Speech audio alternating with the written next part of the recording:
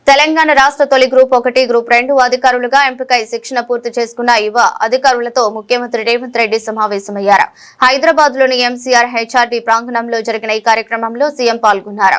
సమావేశానికి తాను ముఖ్యమంత్రిగా కాకుండా ఆ యువ అధికారులకు ఒక పెద్దన్నగా వచ్చానని, యాంత్రికంగా కాకుండా పూర్తి భావోద్వేగ బంధంతో మాట్లాడానని ఆయన తెలిపారు. రాష్ట్ర పునర్నిర్మాణంలో ఈ భాగస్వాములు కాబోతున్న యువ సోదర సోదరీమణులను కలవటం గొప్ప అనుభూతినిచ్చిందని పేర్కొన్నారు. ఈ నియామకాలకు సంబంధించి జరిగిన న్యాయ పోరాటాన్ని సీఎం రేవంత్ రెడ్డి సందర్భంగా గుర్తు చేశారు. అయితే ప్రభుత్వం గట్టిగా నిలబడి అదే న్యాయ పోరాటంలో ఆ కుట్రలను ఛేదించిందని, ఆ అభ్యర్థుల జీవితాల్లో వెలుగులు నింపడం తనకు పూర్తి సంతృప్తినిచ్చిందని వివరించారు. ఈ విజయం ప్రభుత్వ చిత్తశుద్ధికి నిదర్శనమని పేర్కొన్నారు.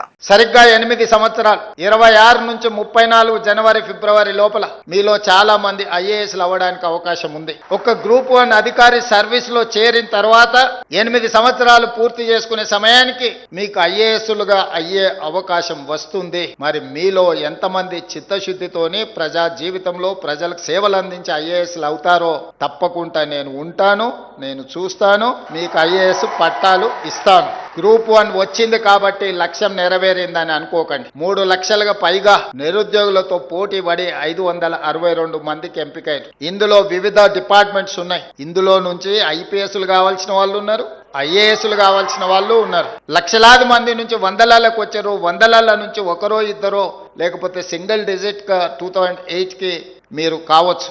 ఇంతకుముందే అధికారులతో మాట్లాడుతుంటే, sir really they are very lucky. ఈ టైంలో చాలా ఓపెనింగ్స్ ఐఏఎస్ ఐపీఎస్ లో రాబోతున్నాయి. వీళ్ళు నిజంగా కష్టపడితే ఇందులో చాలా మంది ఐఏఎస్లు అవ్వడానికి అవకాశం ఉంది అని చెప్పి నాకు అధికారులు చెప్పడం జరిగింది. అందుకే మీ బాధ్యతను బాధ్యతాయుతంగా నిర్వహించండి. ఆఫీస్కి వెళ్లే ముందు ఎస్ఆర్ శంకరన్ని గుర్తుపెట్టుకోండి. ఆఫీస్లో మీ దగ్గరికి పేదవాళ్ళు వచ్చినప్పుడు వాళ్ళకు సహాయం అందించేటప్పుడు మీ తల్లిదండ్రులను గుర్తు చేసుకోండి.